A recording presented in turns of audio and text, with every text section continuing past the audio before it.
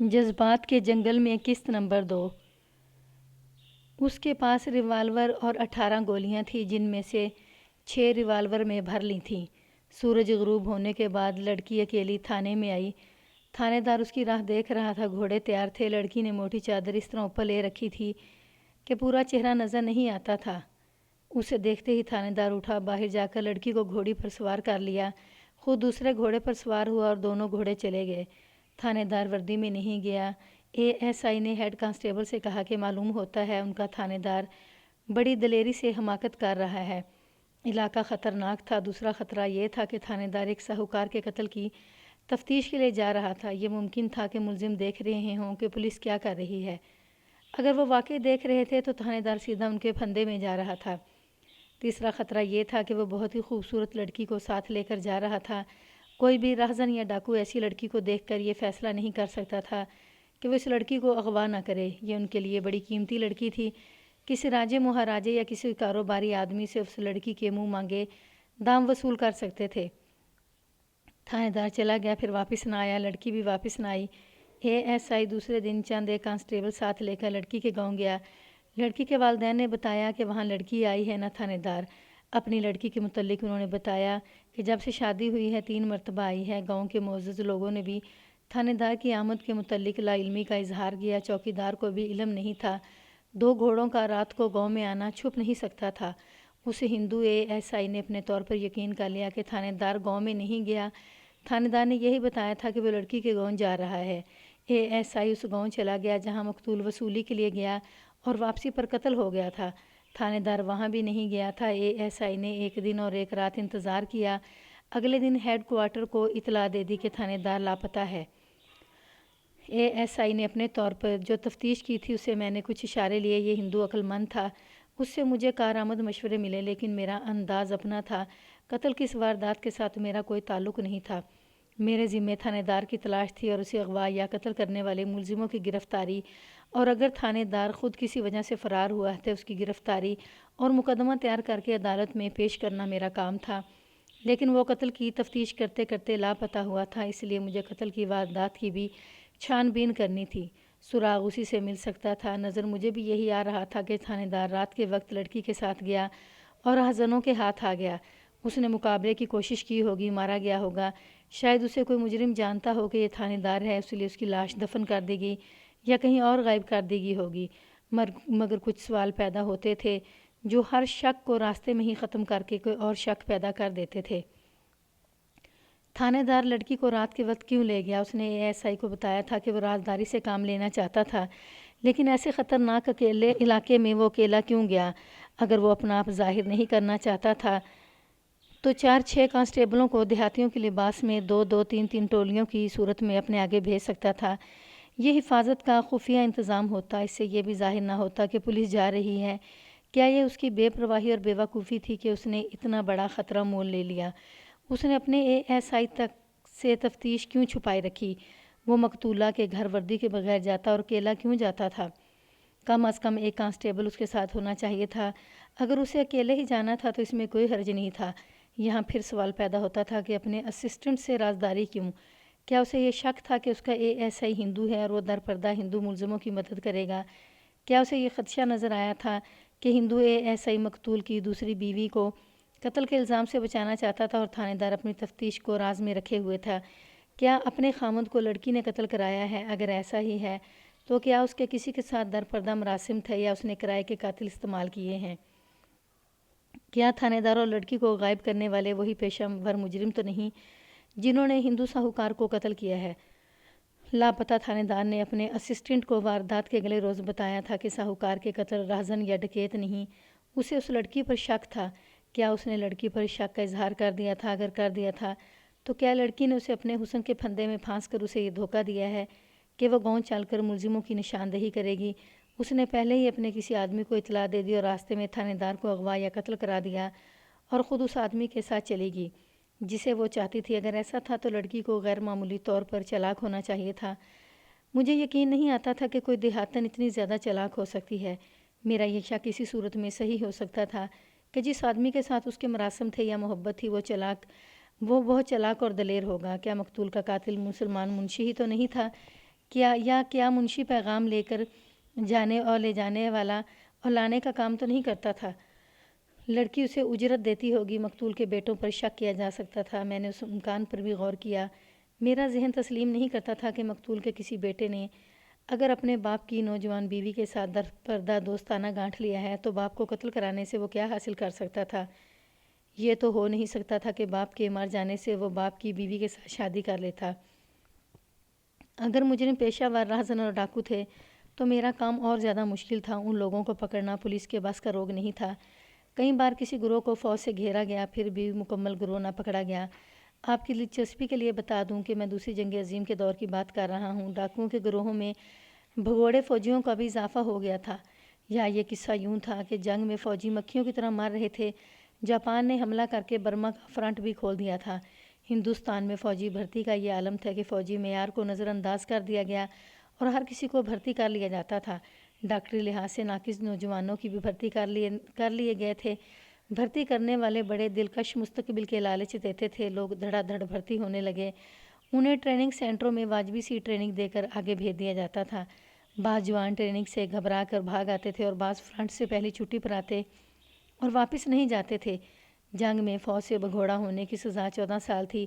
بھگوڑا جس گاؤں کا رہنے والا ہوتا اس کے تھانے کو حکم دے دیا جاتا تھا کہ اسے گرفتار کر کے فوج کے حوالے کیا جائے۔ پولیس اس کے گھر پر چھاپے مارتی رہتی تھی۔ یہاں سے رشوت کا ایک اور ذریعہ پیدا ہو گیا۔ بھگوڑے مزے سے گھروں میں رہتے اور اپنے تھاندار کو ماہوار طے شدہ رشوت دیتے تھے، مگر ہر بھگوڑا رشوت نہیں دے سکتا تھا۔ یوں بھی ہوتا تھا کہ بعض تھانے دار کسی بھگوڑے کی مجبوری سے فائدہ اٹھاتے ہوئے رشوت کا بھاؤ چڑھا دیتے تھے۔ مجھے ایک ہندو اسسٹنٹ سب انسپکٹر یاد ہے جس نے ایک بھگوڑے کی جوان بیوی کو اپنے گھر بلا لیا تھا۔ یہ بھی رشوت تھی۔ بھگوڑے نے ASI کو قتل کیا اور غائب ہو گیا تھا۔ جہاں تک مجھے یاد ہے یہ قاتل پکڑا نہیں گیا تھا۔ اس قسم کے بھگوڑوں میں سے بعض ڈاکوؤں کے گروہوں میں شامل ہو گئے تھے۔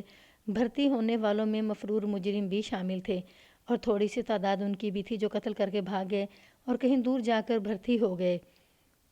کچھ عرصہ بعد ان کا سراغ مل گیا اور وہ فوج سے بھاگ کر کسی جرائم پیشہ گروہ میں جا ملے۔ ان بھگوڑوں نے ڈاکوؤں کے گروہوں میں اضافہ بھی کیا اور انہیں فوجی ٹریننگ بھی دے دی۔ جنگ نے دوسرا نقصان یہ دیا کہ ان ڈاکوؤں کے پاس جو آبادیوں سے دور جنگلوں میں رہتے تھے رائفلیں اور اسٹین گنیں اور ایمونیشن بھی پہنچنے لگا۔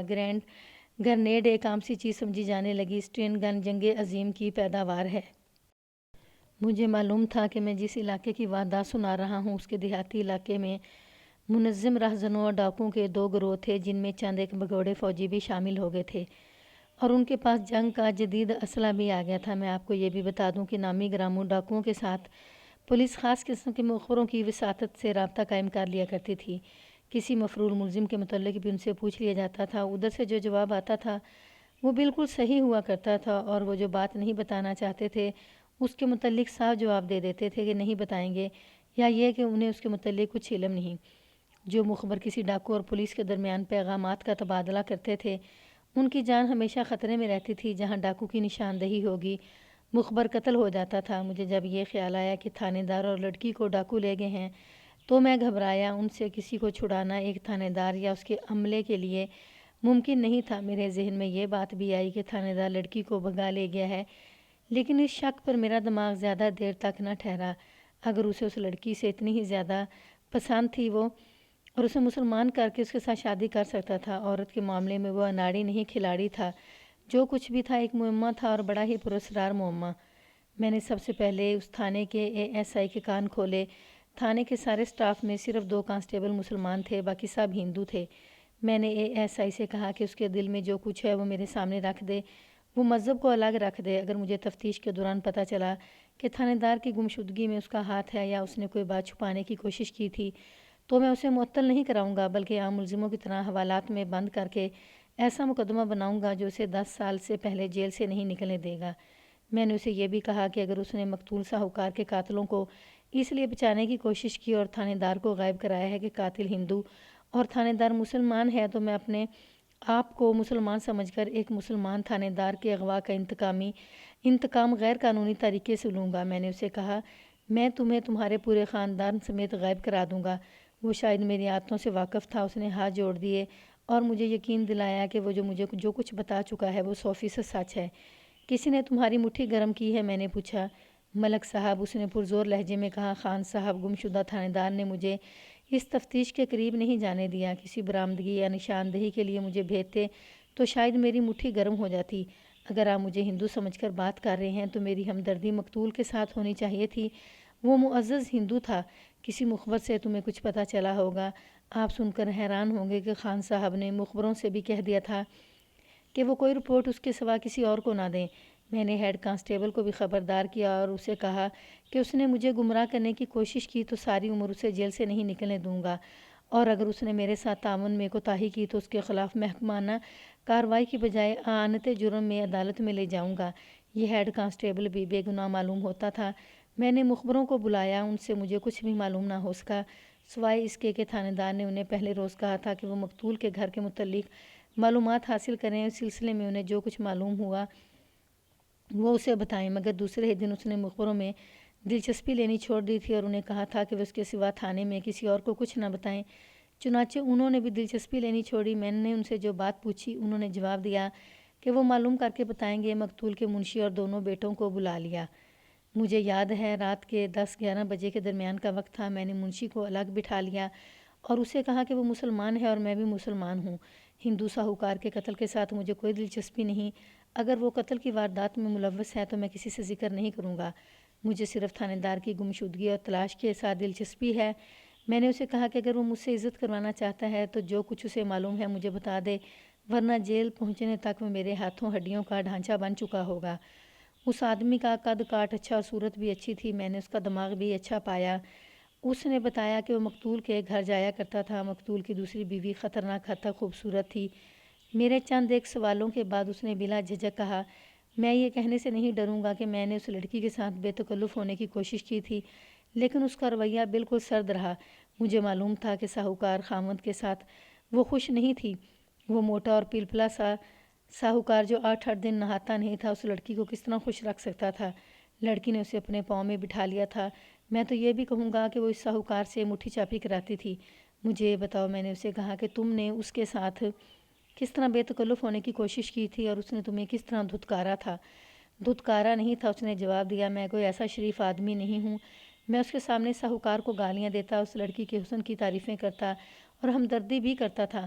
وہ خاموشی سے سنتی رہتی تھی۔ ایک روز میں نے اسے صاف الفاظ میں کہہ دیا کہ اگر وہ مجھے پسند کرے تو میں اسے اس جہنم سے نکال سکتا ہوں اور میں اس کے ہر وہ کام آ سکتا ہوں۔ اس نے تحمل سے جواب دیا، میں پہلے روز ہی تمہاری نیت سمجھ گئی تھی۔ مجھے اگر تمہاری ضرورت ہوتی تو میں پہلے روز ہی بتا دیتی۔ مجھے اس خاوند سے اتنی نفرت ہے کہ کسی روز میرا دماغ خراب ہو گیا تو یہ شخص کسی کو زندہ نظر نہیں آئے گا۔ میں نے اسے کہا کہ مجھے حکم دو، یہ تمہیں کل تک زندہ نظر نہیں آئے گا۔ اس نے کہا، لیکن تم جو قیمت مانگو گے وہ میں نہیں دے سکوں گی۔ میں نے اسے کہا کہ میں تمہارے ساتھ کھیلوں گا نہیں، یہاں سے نکال لے جاؤں گا اور کہیں دور لے جا کر شادی کر لوں گا۔ وہ ہنس پڑی اور بات گول کر گئی۔ اگر وہ تمہیں کہتی کہ اس کے خاوند کو قتل کر دو تو تم قتل کر دیتے جناب والا، اس نے جواب دیا۔ میرے اندر تو مضبوط دل اور جگر ہے۔ وہ اگر کسی بزدل کو بھی کہتی کہ اس خاوند سے مجھے رہائی دلاؤ تو میں تمہاری ہو جاؤں گی، تو وہ آدمی ساہوکار کے قتل کے لیے تیار ہو جاتا۔ اگر میں تمہیں کہوں کہ ساہوکار کو تم نے قتل کیا ہے تو میرا شک کس طرح رفع کرو گے؟ اگر قتل میں نے کیا ہوتا تو میں آپ کے سامنے نہ بیٹھا ہوتا، اس نے جواب دیا۔ میں قتل سے پہلے لڑکی کو غائب کرتا، اگر ایسا نہ کرتا تو قتل کے بعد لوگ یہ خبر بھی سنتے کہ ساہوکار کا منشی اور بیوی لاپتہ ہیں۔ لڑکی چالاک تھی۔ میں نے پوچھا، ساہوکار کے قتل کے متعلق تم نے بھی سوچا ہوگا، کیا یہ ممکن ہے کہ قتل اسی نے کرایا ہے؟ لڑکی جتنی خوبصورت تھی اتنی ہی چالاک تھی، اس نے جواب دیا۔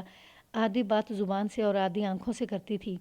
آپ جانتے ہیں کہ یہ ہندو بنیا ساہوکار پیسے پیسے پر جان دیتے ہیں، مگر اس لڑکی نے ساہوکار کا بہت پیسہ اپنے قبضے میں کر لیا تھا۔ رقم میرے ہاتھ سے آتی جاتی تھی۔ لڑکی نے الفاظ میں مجھے اپنے خاوند کے لیے پیغام دیا کرتی تھی، اسے کہنا 150 روپیہ جلدی بھیج دے۔ میں جو ہی پیغام دیتا ساہوکار 150 روپیہ یا جتنی رقم کا لڑکی مطالبہ کرتی وہ دے دیتا تھا۔ اتنی رقم کا وہ کیا کرتی تھی مجھے معلوم نہیں، اس نے جواب دیا۔ مقتول کے بیٹے کیسے ہیں؟ بدھو، اس نے جواب دیا، بزدل اور کمینے۔ ایسا تو نہیں کہ لڑکی نے ان میں سے کسی کے ساتھ مراسم پیدا کر رکھے ہیں؟ میں اپنی جان کی شرط لگا کر کہہ سکتا ہوں کہ لڑکی ان دونوں کو نوکروں سے بھی بدتر سمجھتی تھی، اس نے جواب دیا۔ ان دونوں میں اتنی جرت ہی نہیں۔ تم نے کبھی سوچا ہے کہ لڑکی نے اپنے گاؤں کے کسی آدمی کے ساتھ دل لگا رکھا ہو؟ میں نے تو بہت کچھ سوچا ہے، اس نے جواب دیا، لیکن لڑکی کے در پردہ مراسم کا مجھے کچھ علم نہیں۔ جس روز ساہوکار قتل ہوا اس سے 1-2 روز پہلے لڑکی کہاں تھی؟ میں نے پوچھا۔ اپنے گاؤں تو نہیں گئی تھی، 15-16 روز پہلے گئی تھی، اس نے جواب دیا۔ میں اس کے ساتھ گیا تھا اور اسے گاؤں پہنچا کر واپس آ گیا تھا۔ قتل سے 6-7 روز پہلے مجھے ساہوکار نے کہا تھا کہ اسے جا کر لے آؤں۔ میں کرائے کا ٹٹو لے کر گیا اور اسے لے آیا تھا۔ کیا تمہیں معلوم ہے کہ ساہوکار نے اسے پہلے بتا رکھا تھا کہ وہ کسی گاؤں میں وصولی کے لیے جائے گا؟ مجھے معلوم نہیں، اس نے جواب دیا۔ تھانے دار ہر روز ساہوکار کے گھر جاتا تھا۔ میں نے کہا، تم نے کبھی دیکھا تھا وہ وہاں کیا کرتا تھا؟ لڑکی کو کمرے میں بلا کر دروازے بند کر لیتا تھا۔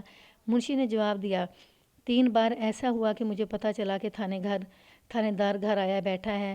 میں اس خیال سے وہاں چلا گیا کہ ساہوکار کے بیٹے بدھو اور بزدل ہیں، ڈرتے نہ ہوں۔ 2 بار تو میں نے تھانے دار کو کمرے میں بند پایا۔ تیسری بار اس نے مجھے دیکھ لیا اور کہا کہ تمہاری یہاں کوئی ضرورت نہیں، دکان پر چلے جاؤ۔ میں چلا گیا۔ ساہوکار کے بیٹوں میں سے ایک گھر رہتا تھا۔ ایک روز وہ بیٹا جو گھر تھا وہ بھی دکان پر آ گیا۔ میں نے پوچھا کہ تھانے دار چلا گیا ہے؟ اس نے بتایا کہ وہ گھر میں ہی ہے اور اس نے کہا کہ تم بھی دکان پر چلے جاؤ۔ تھانے دار نے تم سے پوچھ گچھ کی تھی؟ اس نے مجھ سے صرف یہ پوچھا تھا کہ میں کون ہوں۔ اس نے جواب دیا، میں نے بتا دیا تھا۔ اس کے بعد اس نے مجھ سے کچھ بھی نہیں پوچھا۔ اپنے تھانے دار بھائی کی بے نیازی اور اس کا شہزادہ پن مجھے صاف نظر آنے لگا تھا۔ وہ لڑکی کے ساتھ عیش و عشرت میں مگن رہا تھا۔ میں ابھی یہ نہیں کہنا چاہتا تھا کہ وہ لڑکی کے فریب میں آ گیا تھا اور لڑکی نے اسے غائب کرا دیا اور وہ خود اپنی مرضی کے آدمی کے ساتھ کہیں چلے گی۔ میری خواہش یہ تھی کہ مجھے قتل کی تفتیش میں سر نہ کھپانا پڑے اور کوئی ایسا راستہ مل جائے جو مجھے تھانے دار تک پہنچا دے، مگر میری یہ خواہش پوری ہوتی نظر نہیں آتی تھی۔ اس منشی نے لڑکی کے متعلق مجھے جو کچھ بتایا تھا وہ میرے ذہن میں آیا ہی نہیں تھا۔ میں اسے سیدھی سادی دیہاتن سمجھتا رہا تھا۔ منشی ذہین اور کم از کم میرے ساتھ مخلص معلوم ہوتا تھا۔ اس نے وعدہ کیا کہ وہ میرے لیے مخبری بھی کرے گا۔